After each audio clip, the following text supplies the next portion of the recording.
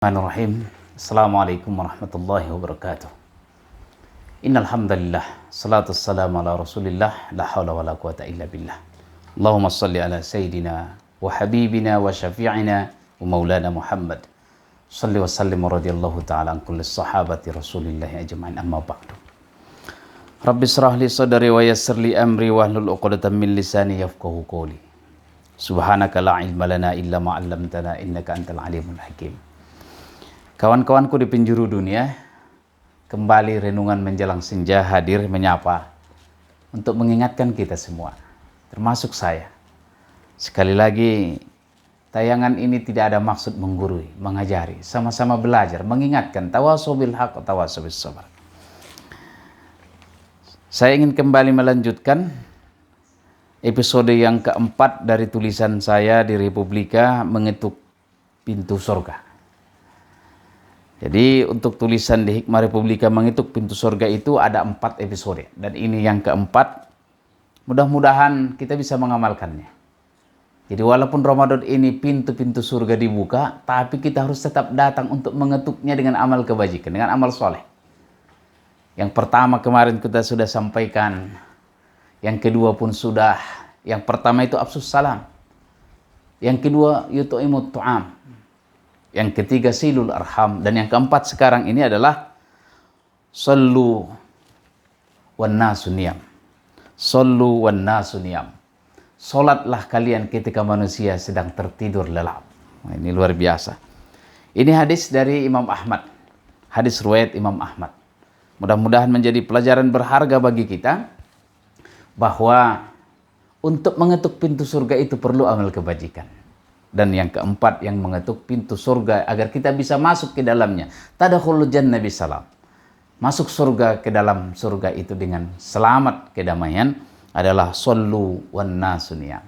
Salatlah kalian ketika manusia sedang tertidur lelap. Inilah pesan Rasulullah sallallahu alaihi wasallam. Dalam Al-Quran surah Al-Isra ayat 79 Allah berfirman, A'udzubillahi minasyaitonirrajim, Bismillahirrahmanirrahim. Wa minal laili fatahajjad bihi nafilatan lak asa ayyab'asaka rabbuka maqaman mahmuda. Wa minal laili fatahajjad bihi nafilatan lak, dan sebagian dari malam itu bertahajudlah sebagai amal tambahan bagi kamu.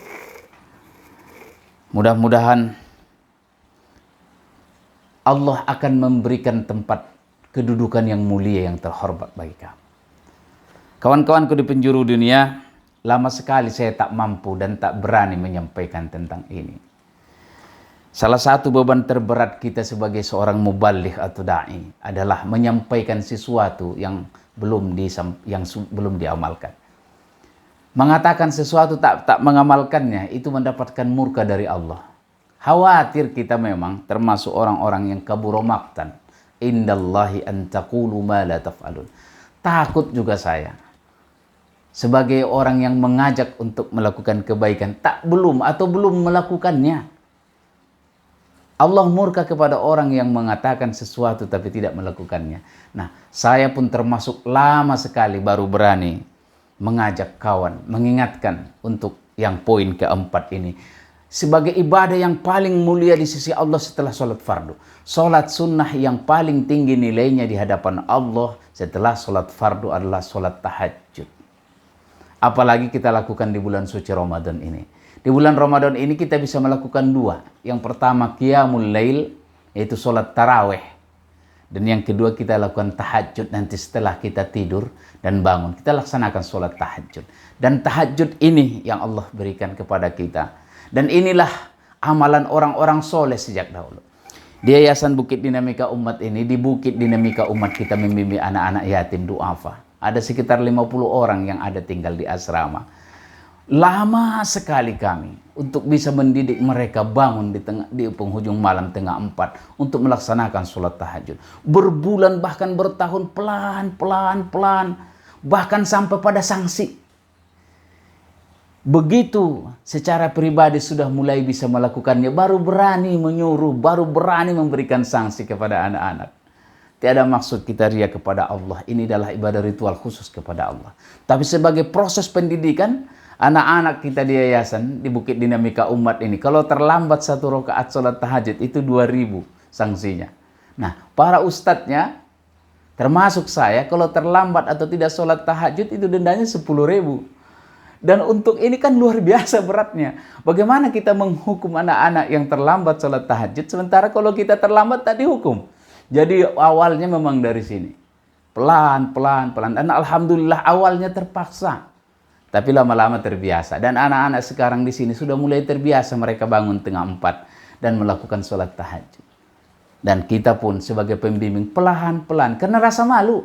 Malu rasanya kalau terlambat bangun itu anak-anak sudah bangun. Dan memang sepatutnya kita lah sebagai gurunya, sebagai ustadznya, pembimbingnya, duluan bangun.